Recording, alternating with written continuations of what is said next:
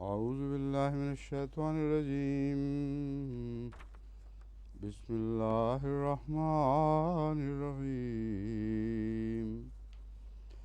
ولقد صرفنا في هذا القرآن ليذكروا وما يزيدهم إلا نفورا. قل لو كان معه آلهة كما يقولون إذا لابتغوا إلى ذي العرش سبيلا. سبحانه وتعالى عما يقولون علوا كبيرا. تسبح له السماوات السبع والأرض ومن فيهن وإن من شيء إلا يسبح بحمده ولكن لا تفقهون تسبيحهم إنه كان حليما غفورا.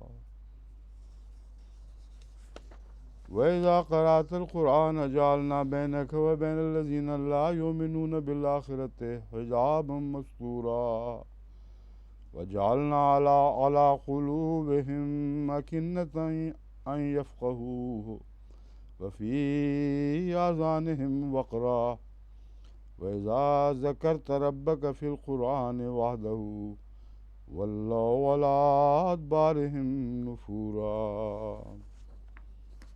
ونحن أعلم بما يستمعون إليك وإذ هم نجوى إذ يقول الظالمون إن تتبعون إلا رجلا مسحورا. انظر كيف ضربوا لك الأمثال فضلوا فلا يستطيعون سبيلا. وقالوا أإذا كنا عظاما ورفاتا أإنا لمبعوثون خلقا جديدا. قل كونوا حجارة أو حديدا أو خلقا مما يكبر في صدوركم فسيقولون من يعيدنا قل الذي فطركم أول مرة فسينغضون إليك رؤوسهم ويقولون متاه قل عسى أن يكون قريبا.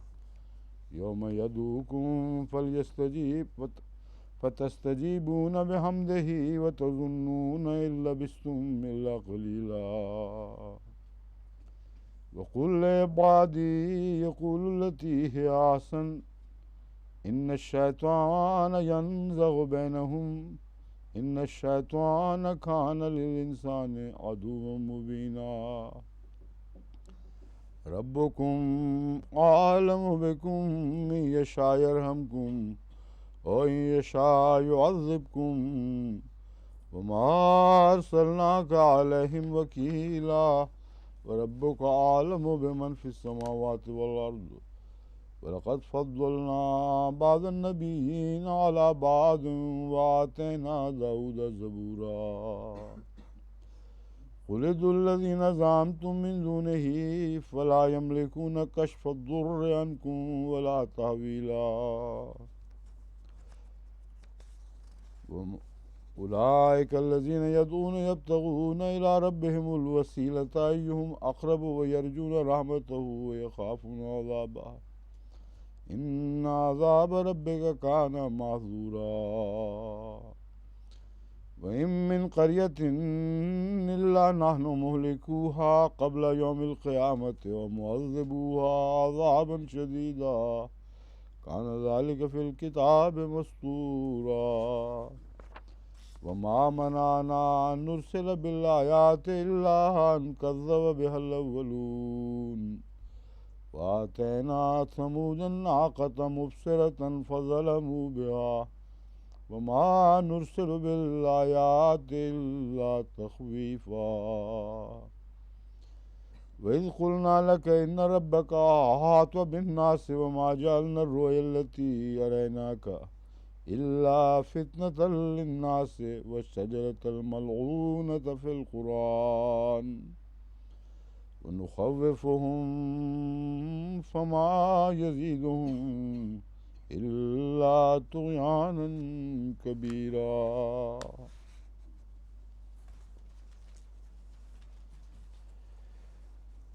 کل میں نے کہا تھا افاسفاکم ربکم بالبنین واتخذ من الملائکۃ اناثا انکم لتقولون قولا عظیما.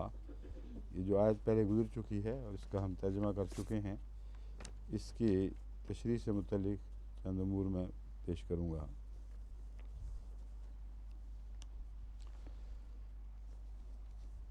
اس سلسلے میں پہلی بات جو تعجب انگیز دکھائی دیتی ہے، ظاہر آیت کا یہ معلوم ہوتا ہے کہ گویا لڑکی خدا کی طرف منسوب کرنا یہ بہت ہی بڑی بات ہے، جبکہ لڑکا ہو تو کوئی ایسی بات نہیں.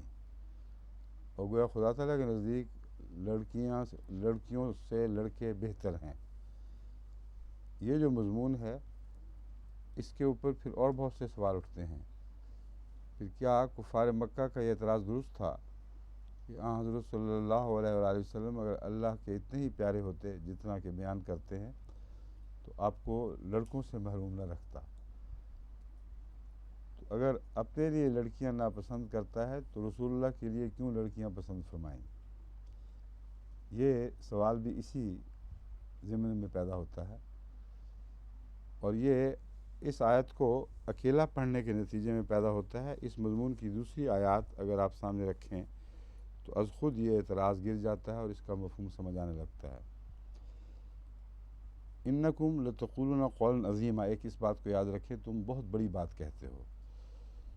دوسرا سوال یہ نہیں اٹھایا گیا کہ اللہ کو لڑکے زیادہ پسند ہیں یا لڑکیاں. سوال یہ ہے افاسفاکم ربکم بالبنین واتخذ من الملائکۃ اناثا، کہ اللہ نے تمہارے لیے لڑکے رکھ دیے اور فرشتوں میں سے اپنے لیے لڑکیاں پکڑ لیں. وہ خدا یہ تفریق کرتا ہے، اور چونکہ تم سمجھتے ہو کہ لڑکے اچھے ہیں اس لیے یہ تفریق خدا تعالیٰ کی نہایت غیر معقول بن جاتی ہے.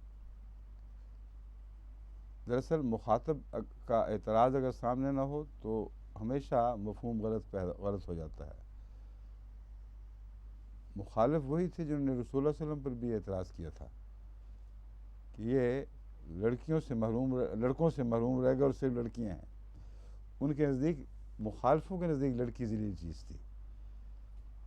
تو اللہ تعالیٰ مخاطب کر کے یہ فرما رہا ہے کہ تمہاری ایسی ذہنی حالت ہے کہ تم اپنے لیے تو ہمیشہ لڑکے ہی پسند کرتے ہو اور لڑکیوں کو ذلیل و رسوا کر دیتے ہو، اور جب خدا کی طرف لڑکے یا لڑکی دینے کا مضمون منسوب کرو تو یہ کہتے ہو خدا نے ہمیں تو لڑکے دیے ہیں، یعنی اس میں فخر بھی کرتے ہو جیسا کہ رسول اللہ صلی اللہ علیہ وسلم کے مقال پر فخر کرتے تھے.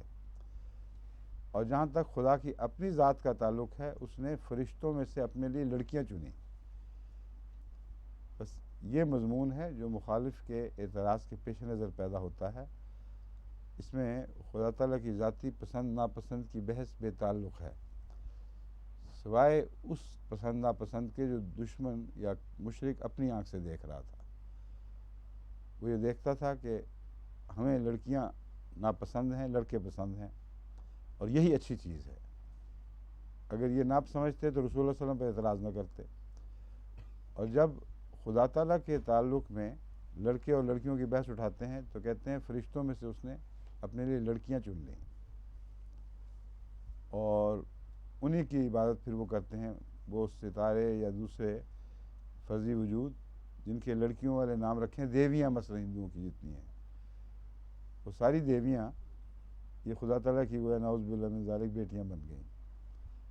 اور اسی قسم کی دیویاں گریک میتھولوجی میں بھی پائی جاتی تھیں، یونانی میتھولوجی میں بھی پائی جاتی تھیں، اور اس میں لیٹن میتھولوجی میں بھی پائی جاتی تھی.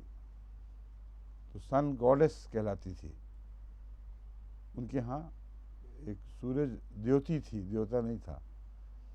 تو اس قسم کے جاہلانہ تصور مشرکوں میں جو پائے جاتے ہیں اس میں اللہ تعالیٰ ان کے اندر ایک تضاد دکھا رہا ہے کہ تمہارے نزدیک خدا تعالیٰ کی کوئی عزت اور احترام نہیں، کیونکہ جس کو اپنے لیے ذلیل سمجھتے ہو وہ خدا کی طرف منسوب کر دیتے ہو، جس کو اپنے لیے عزت کا باعث سمجھتے ہو خدا سے یہ توقع رکھتے ہو کہ وہ تمہیں دے، اور فخر کرتے ہو کہ خدا نے ہمیں وہ چیز دی جو اچھی ہے. اس لیے تفریق کی بحث نہیں.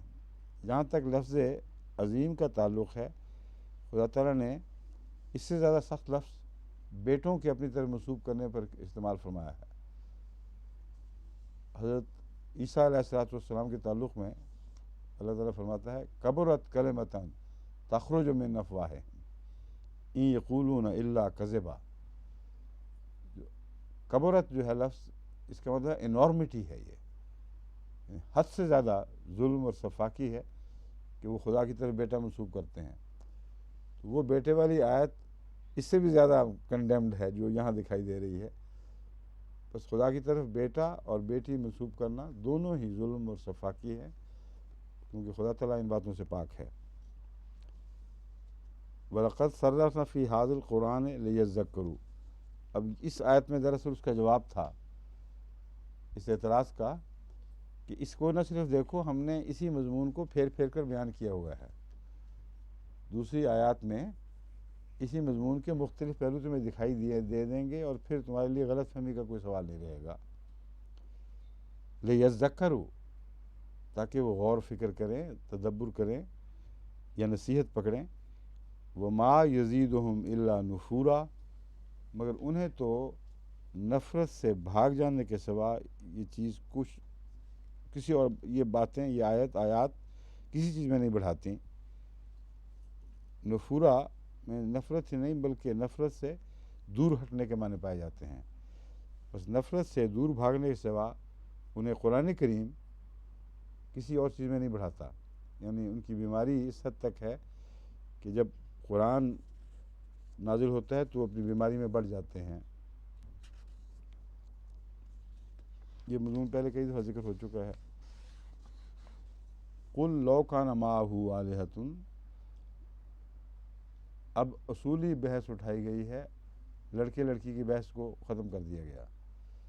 قُلْ لَوْ كَانَ مَعَهُ آلِهَةٌ، تو کہہ دے کہ اگر خدا کے سوا کوئی بھی معبود ہوتا، کما یقولون، جیسا کہ وہ کہتے ہیں، اذا لابتغوا الی ذی العرش سبیلا، تو وہ ضرور صاحب عرش تک پہنچنے کی راہ کی تمنا کرتے۔ یہاں کون ہیں جو تمنا کرتے؟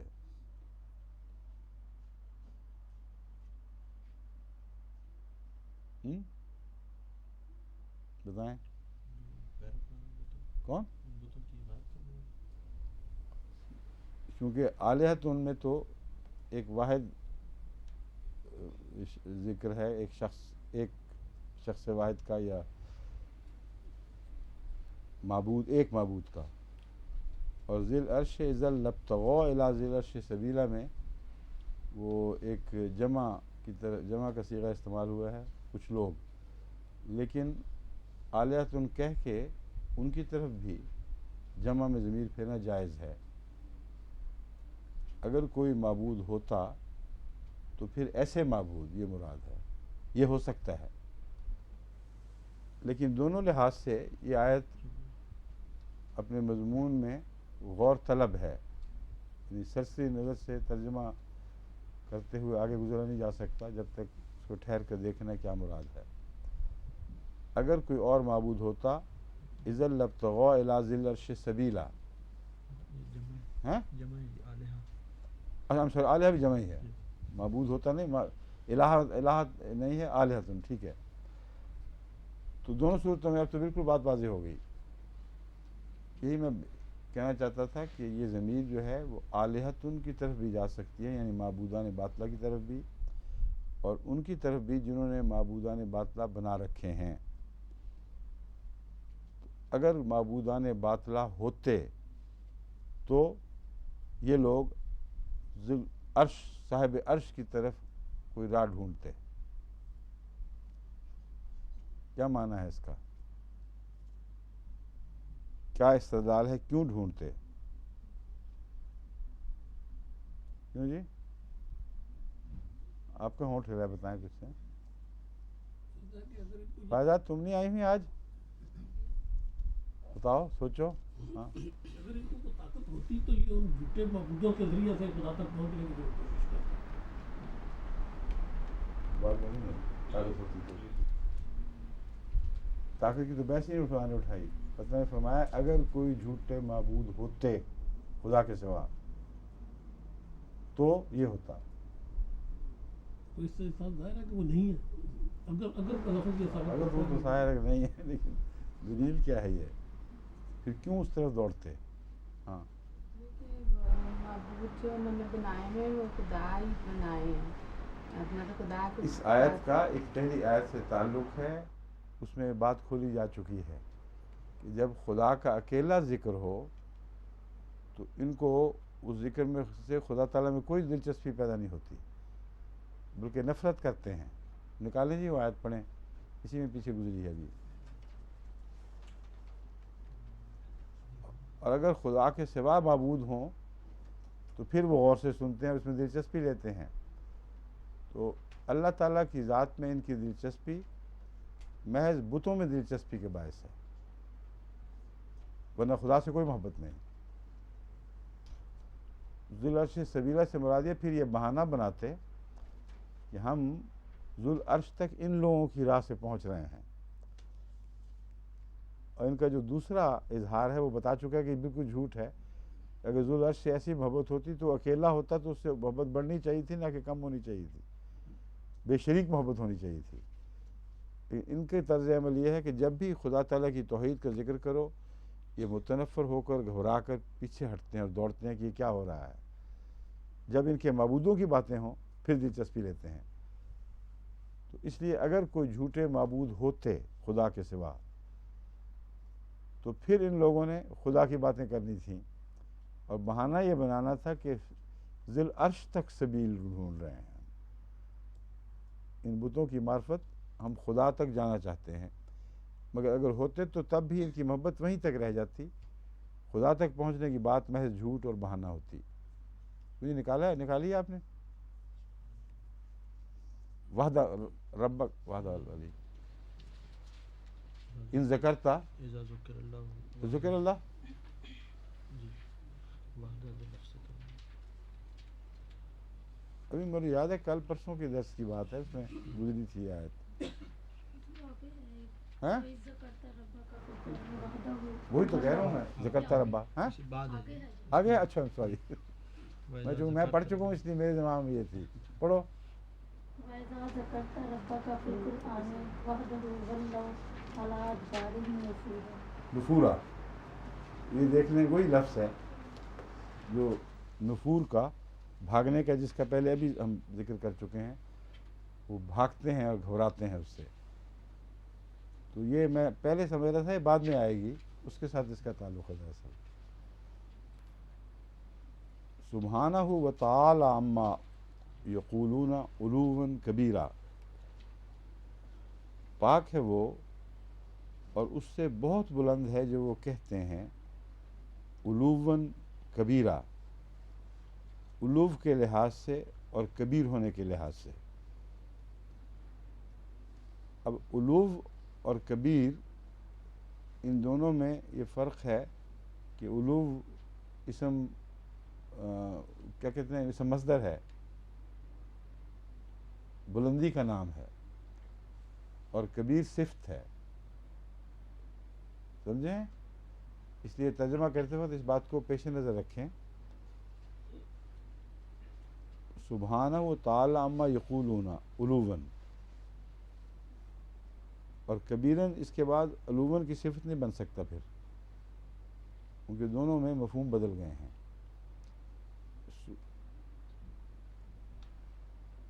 دو بدل بنیں گے اس کے. علوا میں تمیز ہوگی، کیوں جی؟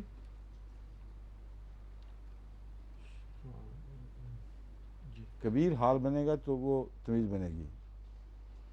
علو کے لحاظ سے، بلندی مرتبت کے لحاظ سے اللہ تعالیٰ اس سے بہت اونچا ہے جو وہ سمجھتے ہیں. کبیراً اس حال میں کہ وہ کبیر ہے. کیوں جی؟ نہیں، میں اس وقت پوچھ رہا ہوں ان کو جن کو گرامر وغیرہ کی واقفیت ہے. تعالی علوا ہے. تعالی عما یقولون علوا، اور کبیرہ ویسے اس کی صفت ہے. سمجھے نا؟ اس کا حال یہ ہے کہ وہ بہت کبیر ہے. तुसब्बिहु लहु समावातु सबउ वल अर्दु व मन फीहिन्ना, वो सब कुछ जो आसमानों समात सवात सब हो, 7 आसमानों में, वल अर्दो और ज़मीन में है, ठहरें जरा, ये नहीं है, गलत, तुसब्बिहु लहु समावातु सबउ वल अर्दु, 7 आसमान उसकी तस्बीह करते हैं और ज़मीन भी, व मन फीहिन्ना, और जो इनमें है, व इम मिन शैइन इल्ला युसब्बिहु बिहम्दिही, और कोई चीज़ भी ऐसी नहीं मगर उसकी तस्बीह कर रही है और हम्द के गीत गा रही है, तस्बीह के साथ साथ हम्द भी करती है। वलाकिन ला तफ़क़हून तस्बीहहुम, लेकिन तुम उनकी तस्बीह समझ नहीं सकते।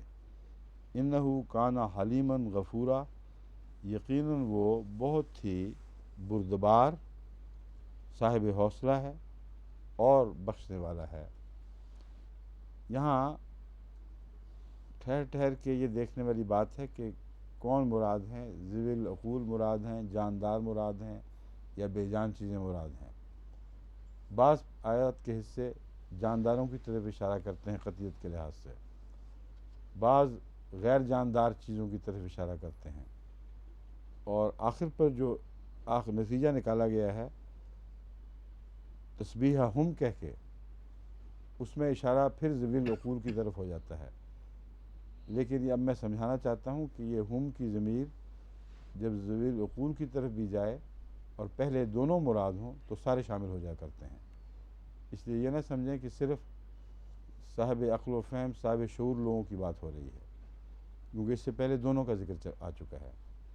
पहला ज़िक्र है तुसब्बिहु लहु समावातु सबउ, उसकी 7 आसमान तस्बीह कर रहे हैं, वल अर्दो, और ज़मीन भी।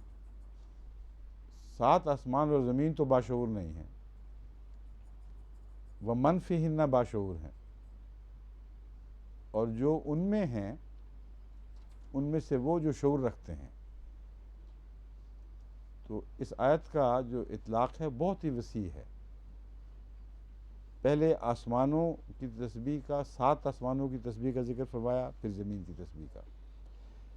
व मन फीहिन्ना, उनमें जो भी साहिब अक़्ल व फ़हम हैं, जो साहिब शऊर लोग हैं, खा वो फ़रिश्ते हों, खा वो जानदार इंसान हों, या और ऐसी चीज़ें जिनमें शऊर पाया जाता हो।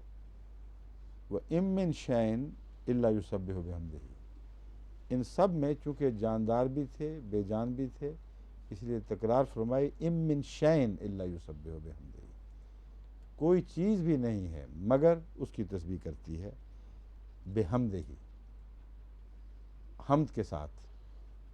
वलाकिन ला तफ़क़हून तस्बीहहुम, लेकिन तुम उनकी तस्बीह नहीं समझते। मैं ये इसलिए ये बुनियाद तमहीद बांधी है कि हम की वजह से कोई ये न समझे कि सिर्फ मन की तरफ इशारा है, यानी साहिब शऊर लोगों की तरफ। अक्सरियत जिनका ज़िक्र गुज़रा है वो बेशऊर लोग हैं, बेशऊर चीज़ें हैं। इम मिन शैइन ने भी उसी मज़मून को तक़वियत दी।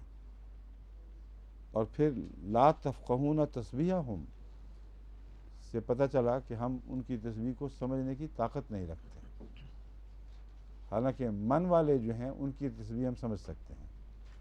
फरिश्तों की तस्बीह जब उन्होंने तस्बीह के गीत गाए, कुरान में मज़कूर है, हम समझते हैं, लेकिन बेजान चीज़ें जो हैं उनकी तशरीह हम नहीं समझ सकते, उनकी तस्बीह समझने की हम ताकत नहीं रखते। तस्बीह और तहमीद उनके साथ दोनों बांध दी।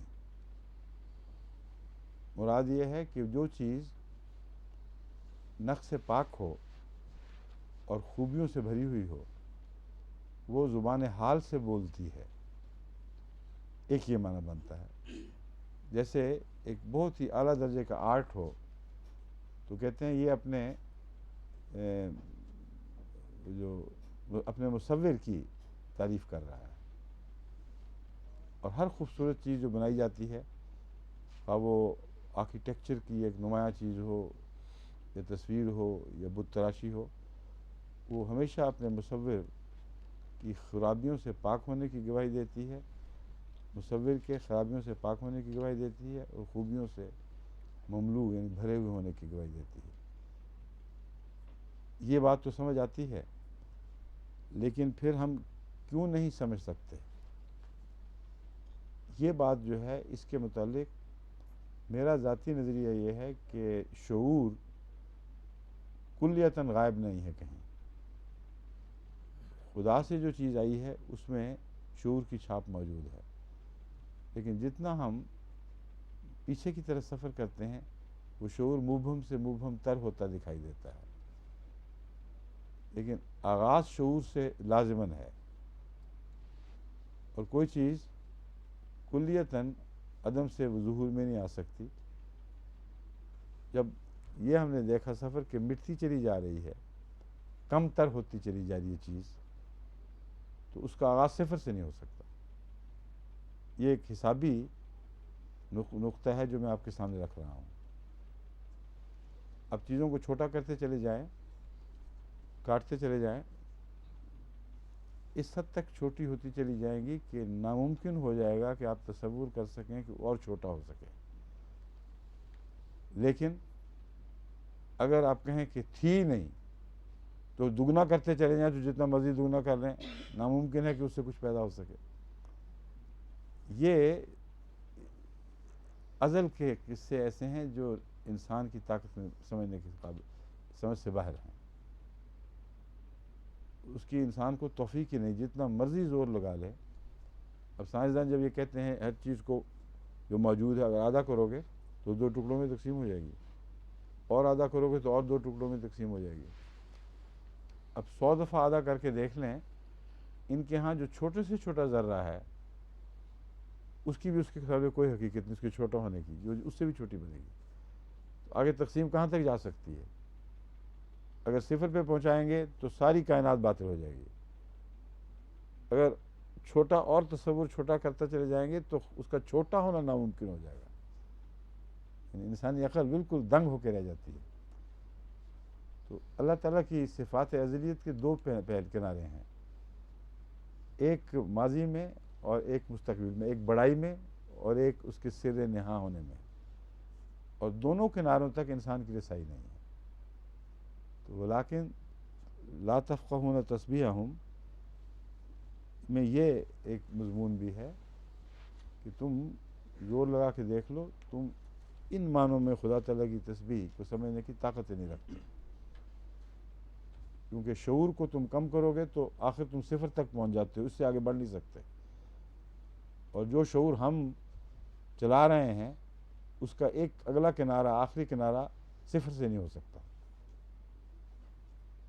وہ اگر صفر میں ہو تو پھر تم بن ہی نہیں سکتے، تمہارا شعور پیدا نہیں ہو سکتا۔ تو اللہ تعالیٰ کی جو ازلیت ہے اور اس نے جو چیزیں پیدا کی ہیں ان میں اپنی چھاپ اس نے رکھی ہے۔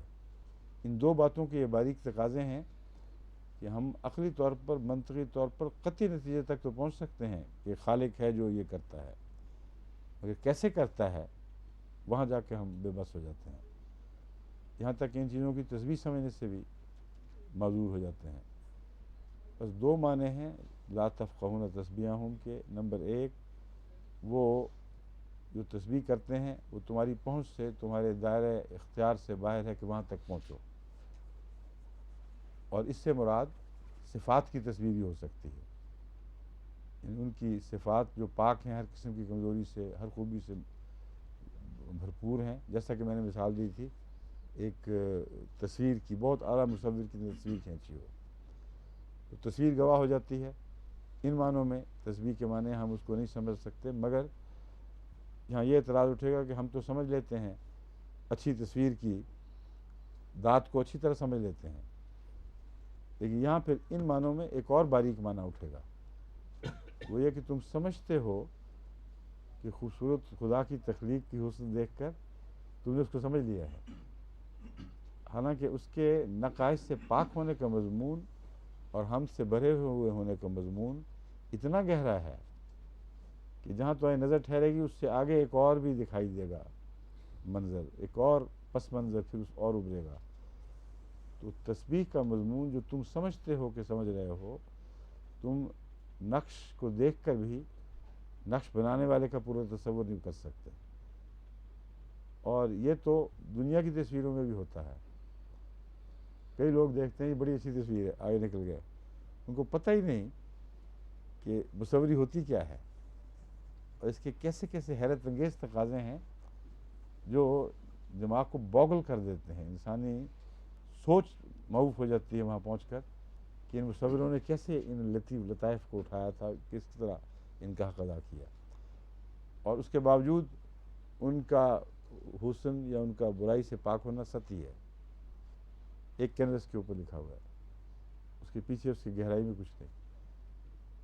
تو یہ وہ لا تفقہون کا مضمون ہے جو انسانی مصور بھی اگر بلند پایا ہو اسے ادنا درجے کے لوگ نہیں سمجھ سکتے، حالانکہ وہ اپنی ذات میں ایک محدود حسن کا تصور ہے. اللہ تعالیٰ کی چھاپ کے پیچھے اور گہری اور خوبصورت چھاپ دکھائی دے گی، اس سے بھی پرے، اور یہ بھی ایک لامتناہی سفر ہے. دوسرا مضمون یہ ہے کہ تم سمجھ نہیں سکتے کیونکہ تمہارے اندر وہ حسابی طاقت نہیں ہے کہ ازل کا تصور باندھ سکو اور لامتناہی ہونے کا تصور باندھ سکو. اور ان ساری باتوں میں جو خدا تعالیٰ نے بیان فرمائی ہیں ان میں ازلیت کا تصور ہے جو انسان کے عقل کا رستہ روک دیتا ہے، آگے بڑھنے کی طاقت ہی نہیں ملتی اس کو. وَلَٰكِن لَا تَفْقَهُونَ تَسْبِيحَهُمْ، ان دو معنوں میں سمجھ لینا چاہیے. اگلی بات نہ بھی سمجھ آئے، اگر یہ دو باتیں سمجھ لیں تو ہمارے لیے کافی ہے. ہمیں جتنی توفیق ہے اتنا تو سمجھنا چاہیے. اِنَّهُ كَانَ حَلِيمًا غَفُورًا، وہ بہت ہی بردبار ہے اور بہت بخشنے والا ہے. اس کا مطلب یہ ہے کہ یہاں حلیم کیوں اور غفور کیوں، یہ بھی ایک سوال اٹھ گیا ہے. بات ہو رہی ہے تسبیح کی، اور پھر یہ کہ تم سمجھ نہیں سکتے، اور آخر پہ یہ حلیم فرما دیا اور غفور فرما دیا. اصل بات یہ ہے کہ خدا تعالیٰ نے جو کچھ اس کی صنائی ہے، اس پہ جو حسن پیدا کیا ہے، اس کو سمجھنے کا سب سے زیادہ شعور انسان کو دیا تھا. اور وہ اگر آ رہی ہے تو بعض دفعہ اپنی خطا کی وجہ سے آ رہی ہوتا ہے، ایک اپنی خلقت کے لحاظ سے آ رہی ہونا ہے جو ہم پہلے مضمون بیان کر چکے ہیں. اس میں حلیم اور غفور کی کوئی بحث نہیں اٹھتی، کیونکہ اگر ایک آدمی کسی کو سمجھنے کی طاقت ہی نہیں رکھتا تو اس کا گناہ کیا، اس سے حلم اور بردباری کا سلوک کوئی کیا کرے گا. لیکن اگر اپنی طاقت تک بھی غور نہیں کرتا اور چیز سامنے ہے لیکن سرسری نظر دیکھ کے آگے بڑھ جاتا ہے، اور تو وہ ناشکری کرتا ہے اللہ تعالیٰ کی. وہ صلاحیتیں جو اس نے اس کو بخشی تھیں ان کی بھی ناشکری کرتا ہے. تو ایسی صورت میں لازماً جس کی ناشکری کی جائے اس کی طرف سے پکڑ کا بھی سوال ہو سکتا ہے. اللہ تعالیٰ فرماتا ہے روزمرہ کی زندگی میں ہم انسان کو ایک کھوئی ہوئی ایک بے ہوش سی چیز کے طور پر دیکھتے ہیں اور حلم کا سلوک کرتے ہیں، اسے بردباری کرتے ہیں، ورنہ اگر اس کو پکڑیں تو ہر لمحہ اس کو پکڑا جا سکتا ہے. بہت سی نعمتوں سے گزرتا ہے اور ہر آن گزرتا ہے اور بے پرواہی سے گزر جاتا ہے. اور پھر غفورہ بھی ہے، یعنی ایک تو ہے نا کھوئی کھوئی غفلت کی حالت، وہ بھی اس میں بھی انسان قصوروار ہو سکتا ہے. اس قصور کی طرف اشارہ ہے، نہ کہ بے اختیاری کی طرف. کہ اس حالت میں جب کہ تمہیں خدا قصوروار سمجھے، جو سمجھ سکتے تھے اس کو بھی نہ سمجھے، اور تمہارے دل سے تسبیح اور تحمید نہ اٹھی، جبکہ کائنات کا ذرہ ذرہ تسبیح و تحمید کر رہا ہے. اللہ تعالیٰ پھر بھی تم سے حلم کا سلوک کرتا ہے. اور پھر جہاں عمداً تم ایسا کرتے ہو، نہ شکریہ کرتے ہو، ان سے بخشش کا بھی سلوک فرماتا ہے. وَإِذَا قَرَأْتَ الْقُرْآنَ جَعَلْنَا بَيْنَكَ وَبَيْنَ الَّذِينَ لَا يُؤْمِنُونَ بِالْآخِرَةِ حِجَابًا مَسْتُورًا. اب یہ جو ناشکری والا مضمون تھا اس کو اٹھا لیا یہاں. تسبیح و تحمید سے غفلت کی بعض حالتیں گناہ پر منتج ہوتی ہیں، اور اب ان کی مثال دیکھو، اذا قرأت القرآن جعلنا بینک و بین الذین لا یؤمنون بالآخرۃ حجابا مستورا، جب تو ان پر قرآن کی تلاوت کرتا ہے تو ہم ایک پردہ ڈال دیتے ہیں ان کے درمیان جو آخرت پر ایمان نہیں لاتے اور تیرے درمیان، حجاب مستورہ ایک مخفی پردہ ہے۔ اور حجاباً مستورہ میں حجاب کو پردہ بتایا، اور مستورہ کیا، مستور کرنے والا پردہ نہیں بتایا بلکہ خود چھپا ہوا پردہ۔ تو یہ اور بھی دلچسپ مضمون ہے جو لا تفقہون کے ساتھ ایک تعلق رکھتا ہے۔ تمہیں تو پردے بھی دکھائی نہیں دیتے جو پردے ہم نے بنا رکھے ہیں، اور ایک شخص کو ایک کھلی کھلی نعمت اور حسن کو دیکھ کر بھی اس کو سمجھنے اور اس سے استفادہ کرنے کی توفیق نہیں دیتے۔ لیکن ہم نے بنا رکھے ہیں سے مراد یہ ہے کہ ہر چیز بالآخر اللہ ہی کی تخلیق ہے، مگر حائل ان لوگوں کے درمیان کرتا ہے جن کا اپنا قصور ہو۔ لا یؤمنون بالآخرہ، یہ ان کا قصور ہے کہ وہ فیصلہ کیے بیٹھے ہیں کہ وہ آخرت پر ایمان نہیں لائیں گے۔ جس کا یہ فیصلہ ہو کہ آخرت پر ایمان نہیں لائے گا، وہ قرآن کے مضمون کو، اس کے حسن کو سمجھنے سے عاری ہو جاتا ہے، اور آخرت پر ایمان کا فقدان جو آج کا ایمان ہے اس کی راہ میں حائل ہو جاتا ہے۔ یہ وہ پردہ ہے اصل میں۔ اور جتنی قومیں بھی دہریت کی طرف چل رہی ہیں، ان کی دہریت کی طرف حرکت کا راز اس بات میں ہے کہ آخرت پر ایمان نہیں لاتی۔ جب آخرت پر ایمان نہیں لاتی تو جواب دہی سے فارغ ہو جاتی ہیں، ان کی کوئی ذمہ داری نہیں رہتی کسی کے سامنے جواب دہ ہونے کی۔ موت ان کی نجات کا موجب بنتی ہے، اور اس کے نتیجے میں جب نجات اور چھٹی ہو گئی تو پھر کسی کے سامنے جب جواب دے ہی نہیں تو اس کے سامنے سر جھکانے کی کیا ضرورت ہے؟ جیسے آخرت فرضی ویسا وہ بھی فرضی بن جاتا ہے۔ تو یہ چھپے ہوئے پردے ہیں جو اللہ تعالیٰ فرماتا ہے ہم ڈالتے ہیں، مگر ان لوگوں کے دماغوں میں ڈالتے ہیں یا دلوں پر ڈالتے ہیں جو پہلے ایک جرم کے مرتکب ہو چکے ہوتے ہیں، اور اس جرم کے تبھی نتیجے ہیں کہ یہ پردے پھر ان پر ڈالے جاتے ہیں۔ وَجَعَلْنَا عَلَىٰ قُلُوبِهِمْ أَكِنَّةً أَن يَفْقَهُوهُ وَفِي آذَانِهِمْ وَقْرًا، اور ہم نے ان کے دلوں پر اکنتاً پردے ڈال دیے ہیں، ان یفقہوہ، کہ وہ اس کو سمجھ سکیں۔ اب اللہ نے ڈالے ہیں تو پھر گویا ذمہ دار بھی وہ ہو گیا بظاہر، لیکن اس کے بعد یہ بھی فرماتا ہے وفی آذانہم وقرا، ان کے کانوں کو بھی بجل کر دیا ہے، یعنی کان میں جب میل پھنس جائے تو آواز نہیں آتی، کان بھاری ہو جائیں جب کسی بیماری سے تو آواز بند ہو جاتی ہے۔ تو وقرا سے مراد یہ وہ یہاں تک کہ وہ سننے کی طاقت سے بھی محروم ہو جاتے ہیں۔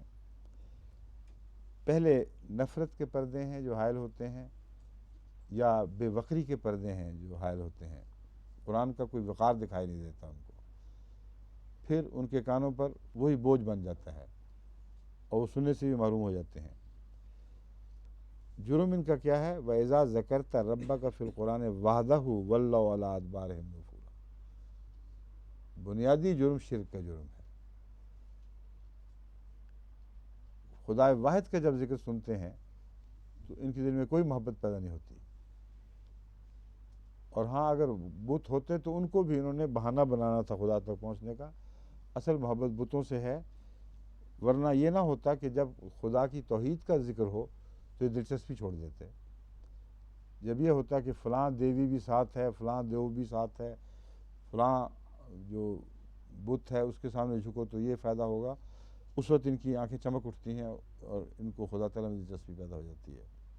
یعنی بظاہر جن کا یہ حال ہو ان کے اوپر پردے ڈالنا ان پر ظلم نہیں ہے، کیونکہ اللہ تعالیٰ سے تو متنفر ہیں، پردے ڈالنا تو ان پر رحم بن جاتا ہے، اور ان کی نفرت کا طبی تقاضا ہے جو پردے بناتا ہے، مگر یہ قانون قدرت چونکہ خدا نے بنا رکھا ہے، اس لیے آخری ضمیر اسی کی طرف گئی کہ ہم نے ایسا انتظام کر رکھا ہے کہ ہر شخص کے ظلم، اس کے دل کے ظلم اور اندھیرے اس پر پردے بن بن کر پڑتے چلے جاتے ہیں، اور ہمارا یہ نظام ہے جو پھر اس کو ان باتوں سے محروم رکھ دیتا ہے جو اللہ تعالیٰ کی طرف لے جانے والی ہوں۔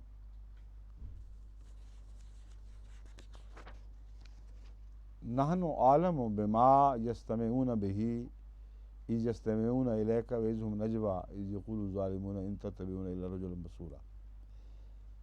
ہم زیادہ جانتے ہیں بما یستمعون به کہ وہ کن باتوں کے شوق میں تیری طرف کان لگائے بیٹھے ہیں۔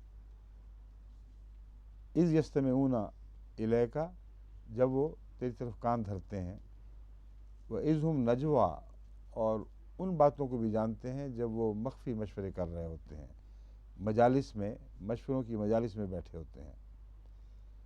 اذ یقول الظالمون ان تتبعون الا رجلا مسحورا، اس وقت جب کہ ظالم لوگ یہ کہتے ہیں کہ تم ایک ایسے شخص کے سوا کسی کی پیروی نہیں کر رہے جو سحر زدہ ہے،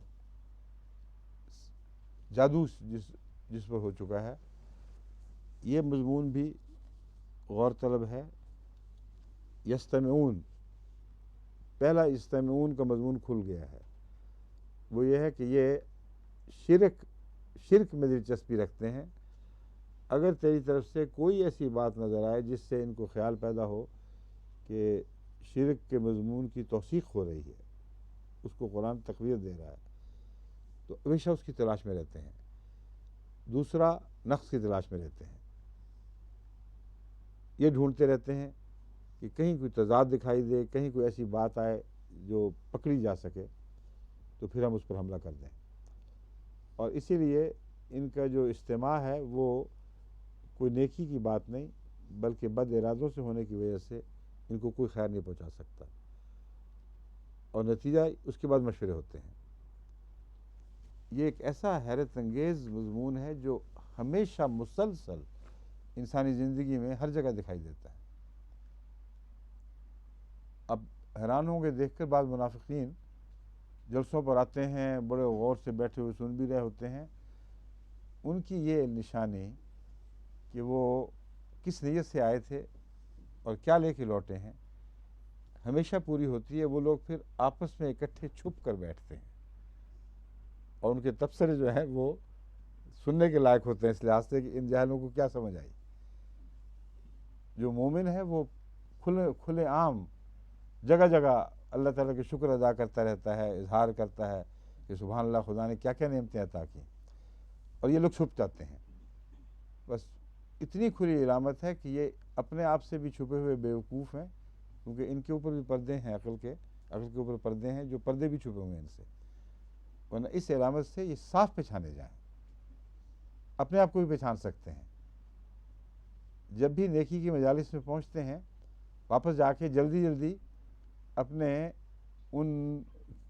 ان کمین گاہوں میں پہنچنے کی کوشش کرتے ہیں جہاں پتہ وہ بھی آ جائے گا اور وہ بھی آ جائے گا اور وہ بھی آ جائے گا۔ تو وہ حلقہ احباب جو ہے نا خاص، جس کو یہ دانشوروں کا حلقہ کہتے ہیں، جو آزاد ہے، جو ایک نفس کی غلامی کے قائل نہیں ہے، وہ کہتا ہے کہ اشتراک ہے، سب برابر ہیں، اور ہماری سوچیں بھی ہیں، اور خواہ خدا تعالیٰ نے یہ ایک شخص کا دکھاوا شروع کر دیا ہے اور ون مین شو بنا دیا خدا تعالیٰ نے۔ یہ اعتراض ازل سے یہی ہے، شیطان نے بھی یہ کہا تھا کہ ون مین شو بنا دیا ہے، اور اس کے بعد رسول اللہ علیہ وسلم کو بھی یہی کہا گیا۔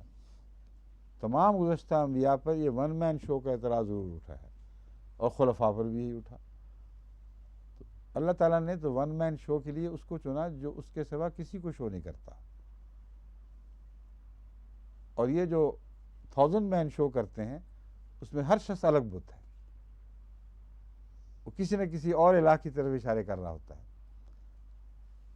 مگر لطف کی بات یہ ہے کہ جب یہ اکٹھے ہوتے ہیں تو خدا تعالیٰ کی آیت دیکھیں کیسی شان سے ان کی نشاندہی کر رہی ہے، ان کی کیفیت بیان فرما رہی ہے۔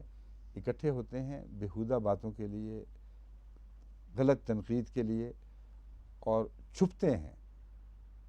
اگر یہ چھپتے نہ تو پھر کفار میں شمار ہوتے، آتے کھلم کھلا، صاف بتاتے ہمیں اتفاق نہیں ہے، سر ہلاتے ہوئے واپس چلے جاتے، ایسے بھی ہوا کرتے تھے. جب قرآن کی تلاوت ہو رہی تھی تو وہ سر ہلاتے رہتے تھے کہ نہیں نہیں. مولوی کئی ایسے بھی آتے ہیں جو جان کے غلط تاثر پیدا کرنے کے لیے سوال جواب کی مجلس میں آپ بات کر رہے ہیں وہ یوں کرتے رہتے ہیں.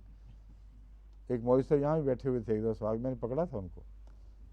میں نے کہا عجیب بات ہے، باقی سب جتنے ہیں غیر احمدی ہیں ان کے سے یوں ہل رہے ہیں اور آپ کو یوں ہل رہا ہے. اخلاق کا تقاضا، اٹھ کے بتائیں تو صحیح کیا تکلیف ہے. آپ کو سوال کا موقع ہے تو یہ کیا کر رہے ہیں بیٹھے یوں کر رہے ہیں.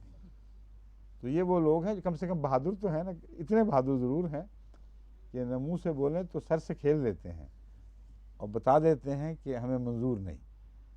مگر منافق عجیب حال ہے، اس سے سر بھی نہیں ہلایا جاتا مگر مٹھی ہوتا جاتا ہے. میں نے دیکھا جتنی بڑی کامیابی اللہ تعالیٰ عطا فرماتا ہے، منافقوں کے چہرے آپ دیکھ رہے ہیں ان کی طرف کالے ہوتے جاتے ہیں، نحوست آ جاتی ہے، تکلیف سے ایک عذاب میں مبتلا ہیں. پھر وہ قے کرنے کے لیے دوڑتے ہیں ان جگہوں پہ جہاں وہ ان کے بیوت الخلاء ہیں، جہاں وہ پھر آپس میں مل کر قے کرتے اور اپنا غم نکالتے اور پھر تسلی پا لیتے ہیں کہ کچھ نہیں، ہمیں سب صاف کر دیا. پھر کہتے ہیں اوروں کو بھی بتاؤ اس طرح تاکہ ان کو بھی تھوڑی بہت عقل آئے وہ کر کیا رہے ہیں. لیکن نا مراد، ناکام، کوئی ادنا بھی ان کو طاقت نہیں کہ خدا کے راستے روک سکے. اور جب خدا کے قافلے بڑھتے ہیں تو پھر یہ سکڑنے بھی لگتے ہیں. یہ بیمار گٹھلیاں انتظار کرتی ہیں کہ صحت کمزور ہو تو پھر ہم سر اٹھائیں. اسی لیے میں جماعت کو بار بار نصیحت کر چکا ہوں کہ صحت کا خیال رکھو، اور یہ فتنے جو دب گئے ہیں، سکڑ گئے ہیں، ان سے غافل نہ ہو، کیونکہ انسانی بیماریاں اس کے اندر گٹھلیوں کی صورت میں بعض دفعہ منجمد ہو جاتی ہیں، اور جب جسم کمزور ہو تو پھر وہ سر اٹھاتی ہیں، پھر وہ ان کے خول ٹوٹنے بھی لگتے ہیں. تو یہ وہ مضامین ہیں جو خدا تعالیٰ ہمیں ان میں سمجھا رہا ہے کہ سننے والے کس غرض سے سنتے ہیں، کیا ان کی نیتیں ہیں. کبھی وہ اپنے مسلک کے حق میں سننے کی خاطر اکٹھے ہوتے ہیں، کبھی تضاد چاہتے ہیں، ایسی باتیں چاہتے ہیں کہ تمہارے مسلک کے خلاف دلیلیں ہاتھ آ جائیں، اور جو کچھ بھی ہو دوڑتے ہیں پھر ان مخفی جگہوں پر جہاں پہنچ کر یہ پھر آپس کے اپنے بوجھ ایک دوسرے کے سامنے نکالتے ہیں. اور آخری نتیجہ یہ نکالا اذ یقول الظالمون ان تتبعون الا رجلا مسحورا، کہ تم ایک ایسے شخص کی پیروی کر رہے ہو جو سحر زدہ ہے. یعنی ان کو جب کچھ ہاتھ نہ آئے یہ سمجھ نہیں آتی کہ لوگ کیوں ایسا ہو رہے ہیں، جو ان کی آنکھیں صاف دیکھ رہی ہیں کہ کچھ بھی نہیں اس میں. تو سحر کا تصور اس سے پیدا ہوتا ہے. وہ کہتے ہیں دراصل یہ خود بھی مسحور ہے، اس پہ گویا جادو ہو چکا ہے اور بہک چکا ہے، یہ اب ہمارے قابو کا نہیں رہا. اور ان تتبعون سے مراد وہ لوگ نہیں ہیں جو اس مجلس میں بیٹھے ہوئے ہیں، کیونکہ وہ تو فتنے کی نیت سے بیٹھے ہوئے ہیں. یہ چیز سمجھنے کے لائق ہے کہ یہ ان کی نجوہ کا نتیجہ ہے. وہ آخر یہ سوچتے ہیں کہ بہترین پروپیگنڈا یہ ہوگا کہ تم مومنوں کو یہ جا کے کہو کہ تمہاری عقلیں ماری گئی ہیں، سحر زدہ ہو، ایک ایسے شخص کی پیروی کر رہے جو خود ہی مسحور سا ہے، اور تمہیں اتنی ہوش نہیں کہ تم کر کیا رہے ہو، اس لیے آنکھیں کھولو، ہوشیار ہو، اور اس شخص کی حقیقت سمجھو جس کے تم پیچھے لگ گئے ہو. یہ اگر یہ مطلب اس کا نہ لیا جائے تو اس کا مطلب یہ ہے کہ وہ سارے منافقین اور خبیث لوگ جو نجوے میں اکٹھے ہوتے ہیں وہ پیروی کر رہے ہیں نعوذ باللہ من ذالک رسول اللہ صلی اللہ علیہ وسلم کی، تو ہو ہی نہیں سکتا. اس لیے یہ نتیجہ ہے. بسا اوقات خدا تعالیٰ یہ کہے بغیر کہ پھر انہوں نے یہ کہا، نتیجے تک پہنچ جاتا ہے. ان کے نجوہ کا کوئی نتیجہ نکلنا چاہیے، پتہ لگنا چاہیے کہ اس مجلس میں آخر کیا انہوں نے فیصلہ کیا، کیا پروپیگنڈا ہونا چاہیے. تو یہ پروپیگنڈا پھر آخر پہ ان کو سوچتا ہے، کیونکہ ہر دوسری بات میں اتنی مضبوط دلیل ان کے سامنے ہوتی ہے کہ وہ دلائل میں پڑھ کر سچائی اور ہدایت کو ناکام نہیں دکھا سکتے، اس کے اندر رکھنے نہیں نکال سکتے. تو خود بھی جادو کی دنیا میں رہتے ہیں اور جادو کی دنیا ہی میں ان باتوں کا توڑ ڈھونڈتے ہیں اور کہتے ہیں کہ یہ تو دماغ پہ اثر ہے، بس فضول باتیں. بالکل تم لوگوں پہ تو جادو ہو، لگتا ہے پاگل ہو گئے، مسمرزم ہو گیا، کیا ہو گیا ہے؟ آنکھیں کھولو، ہوش کرو. یہ سلسلہ ایسا نہیں کہ تم اس کے ساتھ چلو.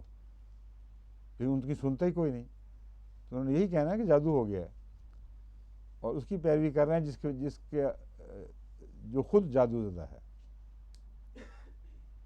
انبیاء کے متعلق سوچیں ذرا، اس وقت کس شان کے ساتھ یہ آیت اطلاق پاتی تھی کہ جادو کا لفظ دراصل ان کے لیے ان کی اس سے بڑی ان کو خراج تحسین پیش نہیں کیا جا سکتا.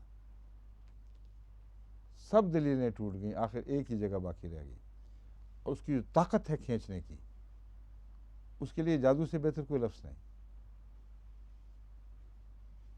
انبیاء کے زمانے میں ان کی ساتھ جب خدا تعالیٰ کی شان نازل ہو رہی ہو، لوگ بے شمار کھینچے چلے جا رہے ہوں، اس وقت تو یہ مضمون بالکل کھل جاتا ہے. مجھے ایک پرانے زمانے میں بھی تجربہ ہوا اور پھر مجھے اس آیت کا مفہوم اور انبیاء کو جادو کا کیوں الزام لگایا جاتا ہے یہ خوب کھل کے سمجھ آیا. وقف جدید کے زمانے میں جب آخر پہ ہمارا بہت لمبا سلسلہ چل پڑا تھا سوال جواب کا، تو ایک دن میں بعض دفعہ 1200 بلکہ اس سے بھی زیادہ 2000 تک بھی لوگ دور دور کے ضلعوں سے سوال کرنے آتے تھے اور ان میں ہر قسم کے لوگ ہوتے تھے، مولوی بھی، غیر مولوی بھی.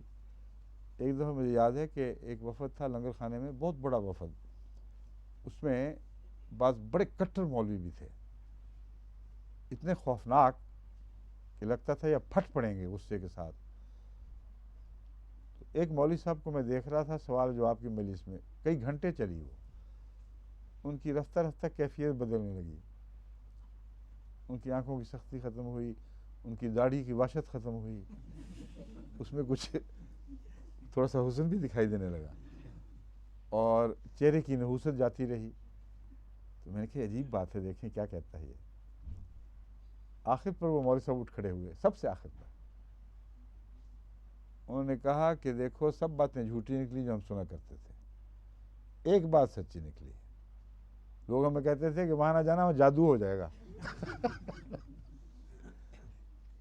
اور میں گواہی دیتا ہوں جادو ہو گیا. اس کے بعد عصر کی نماز میں اس کے بعد حضرت خلیفۃ مسیح ثالث سے ملاقات تھی، غالباً یہ تھے، یہ دوسرے مولوی مجھے اب یاد نہیں، غالباً یہی تھے. وہ مسجد میں جاتے ہوئے مجھے ملے، انہوں نے کہا جی میں اب نماز پڑھنے احمدی ہو کے جا رہا ہوں. کیا پلٹ گئی تھی چہرے کی. تو یہ وہ جادو ہے جو قرآن کا جادو ہے، سچائی کا جادو ہے، ہوتا ہی ہے، اس سے روکا نہیں جا سکتا. اور ان بیچاروں کے پاس پھر کچھ نہیں رہتا تو کہتے ہیں جی جادو زدہ ہے، اس کو چھوڑو پرے. اس کے جواب میں اللہ تعالیٰ فرماتا ہے انظر کیف ضربوا لک الامثال فضلوا فلا یستطیعون سبیلا. وہی منظر جو میں نے آپ کے سامنے کھولا ہے، بین ہی وہی بات قرآن کریم پیش فرما رہا ہے. کہتا ہے دیکھو تیرے لیے کیسی کیسی مثالیں سوچنے لگے. فضلوا، وہ کلیتاً راہ حق سے ہٹ چکے ہیں، گمراہ ہو چکے ہیں. فلا یستطیعون سبیلا، اب تیرے خلاف بھی کوئی راہ نہیں ان کو ملتی، کوئی بھی ان کے پاس دلیل باقی نہیں رہی، بالکل نہتے ہو گئے اور ایسے بھٹک گئے ہیں کہ اب تجھ تک بھی نہیں پہنچ سکتے اور تجھ تک اپنے ظلم کی راہ سے بھی رسائی باقی نہیں رہی. ہدایت قبول کرنے کے لحاظ سے بھی نہیں پہنچتے، سبیلا کا ایک معنی یہ ہے، اور تجھ پر وار کرنے کے لحاظ سے بھی یہ تمہیں نہیں پہنچ سکتے، یہ کوتا دست ہو چکے ہیں. اور یہ پچھلا جو مضمون ہے وہ اس بات کو ثابت کر رہا ہے. ادھر سے کوئی آواز اٹھی تھی، کوئی بات کہنا چاہتا تھا آپ ہمارے. تشریف لائے تھے پشاور، ہاں جی. تو ڈاکٹروں کی ایک محفل تھی، اس میں ڈاکٹر نے بعد مجھے بتایا آپ کے سوال جواب. ڈاکٹروں کی تھی خالص؟ جی ہاں، اچھا گھر پہ، ٹھیک ہے. کہ جتنی دیر تک حضور بولتے رہے تو میں مسحور تھا اور میں کسی اور دنیا میں تھا، اور जब वो महफिल बर्खास्त हुई तो फिर मैं इस दुनिया में आया। तो किसने ये कहा?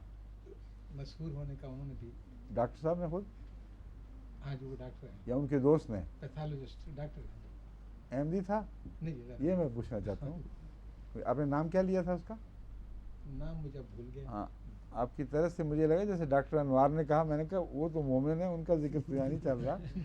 उनके किसी गैर अहमदी दोस्त डॉक्टर ने कहा, ये कह रहे हैं आप? नहीं, मेरे घर पे महफिल थी, मैं समझ गया हूँ। जी हाँ, उसमें गैर अहमदी उसमें डॉक्टर एक गैर अहमदी डॉक्टर जो आपका दोस्त जी था, हाँ, मेरा दोस्त। उसने मजलिस के बाद ये आपके सामने इजहार किया कि जब तक ये होता रहा मैं मशहूर सा था हम महसूस करते हैं, और अब मुझे होश आई है। अब होश आई जी। हाँ, ठीक है। उन्जुर कैफ ज़रबू लकल अमसाला फज़ल्लू फला यस्ततीऊन सबीला। ये तो दूर हट चुके हैं अब हदायत से भी दूर हट गए, तुझ पर वार करने की ताकत के लिहाज से भी दूर हट गए। अब आखिरी एतराज़ वही रह गया जो जिसका आगाज़ था कि दरअसल यौम आखिरत के इनकार के नतीजे में सारी बदबख्तियाँ पैदा होती हैं, और अगर यौम आखिरत को उठा दिया जाए तो इस दुनिया की किसी चीज़ का ईमान भी कोई हकीकत नहीं रखता। इतना अहम है ये अल्लाह पर ईमान, इन जो आगाज़ है हर चीज़ का, और आखिरत पर ईमान, ये दो हों तो बाकी ना भी नज़र आएँ तब भी अल्लाह ताला फरमाता है अगर वो अमाल अच्छे होंगे तो हम उनको माफ़ कर देंगे। यानी बाकियों से महरूमी भी अगर ये इन दो बात पे पुख्तगी हो और किसी को नबूवत का पैगाम ना मिला हो, मसलन अफ्रीका के जंगलों में या ऑस्ट्रेलिया में कहीं है, तो अल्लाह ताला फरमाता है कि हम उससे भी हुस्न सलूक करेंगे अगर इन दो बातों के तकाज़ों के नतीजे में उसके अमाल अच्छे हों। तो आखिरी दलील फिर उनकी ये बनती है, वक़ालू ऐज़ा कुन्ना इज़ामम व रुफ़ातन अइन्ना लमबूसून खल्क़न जदीदा। वो कहते हैं कि क्या जब हम महज हड्डियाँ रह जाएंगी और वो भी रेज़ा रेज़ा और गली छड़ी, इज़ामम व रुफ़ातन, रुफ़ातन हो जाएंगे मतलब है रेज़ा रेज़ा हो जाएंगे, और इज़ामन हड्डियाँ रह जाएंगे। तो हड्डियाँ रह जाएंगे और रेज़ा रेज़ा हो जाएंगे, ये इकट्ठा नहीं चल सकता सिवाय इसके कि इज़ामम व रुफ़ातन, हड्डियाँ भी वो जो गल सड़कर प्रागंदा हो चुकी हों।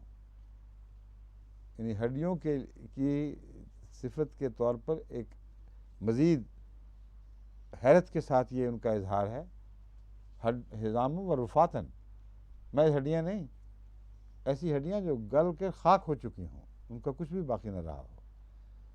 अइन्ना लमबूसून खल्क़न जदीदा, क्या हम एक नई तख्लीक की सूरत में, जो नई तख्लीक है, दोबारा उठाए जाएंगे।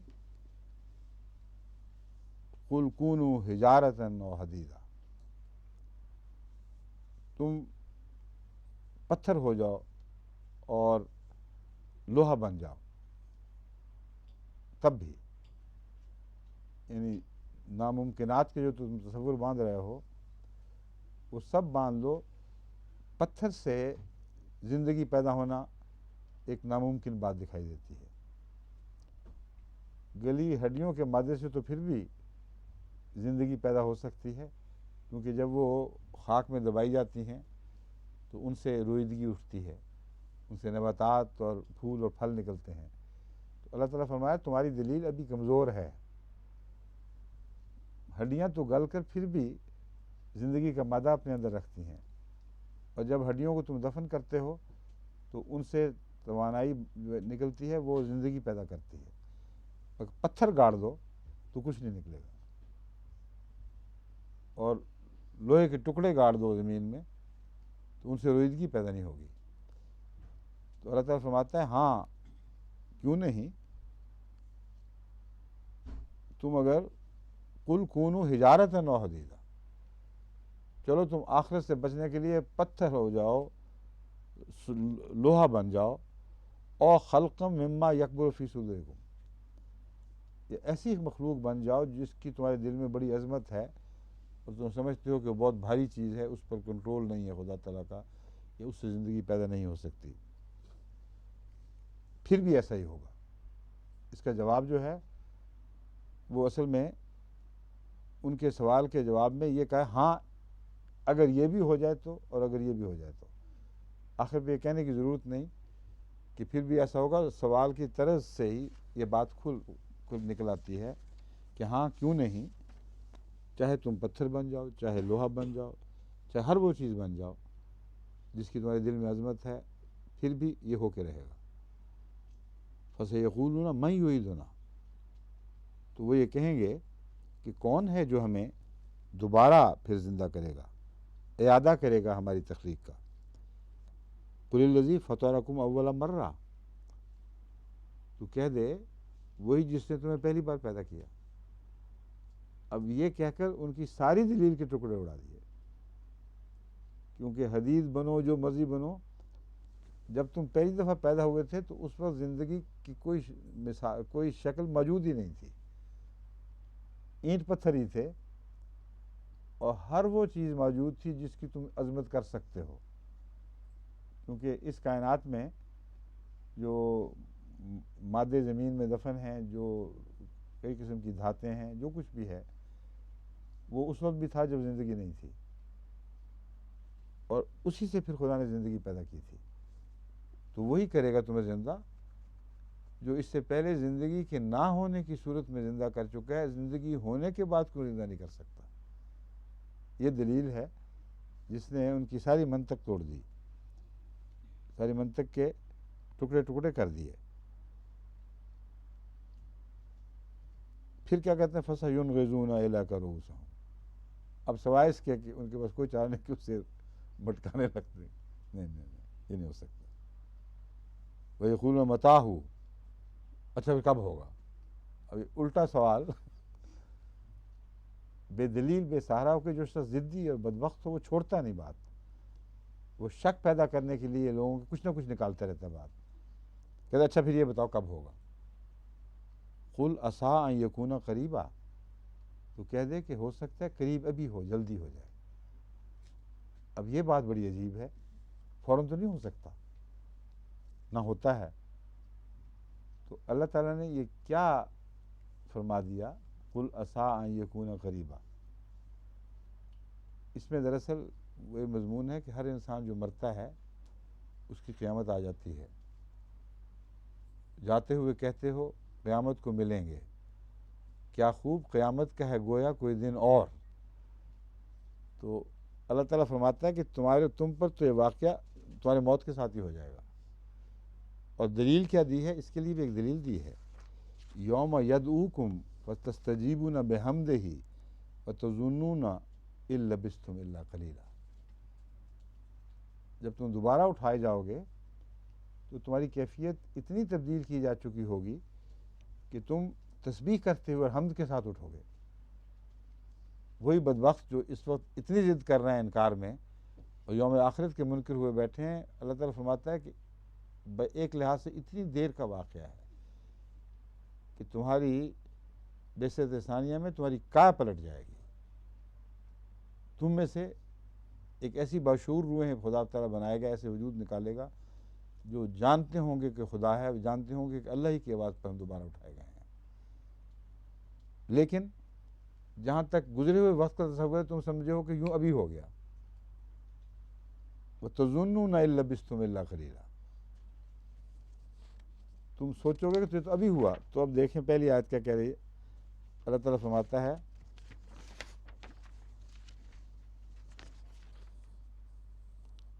قُلْ عَسَىٰ أَن يَكُونَ قَرِيبًا, تو کہہ دے کہ یہ ہو سکتا ہے بہت جلدی ہو, اور اس بات کی گواہی یہ خود دیں گے. اتنے لمبے عرصے کے گزرنے کے باوجود ان کا شعور ان کا ساتھ نہیں دے گا, اور ایسی حالت میں ان کی تخلیق نو ہوگی کہ ان کو پتہ نہیں کہ ہم کس کس حالتوں میں سے گزرے ہیں.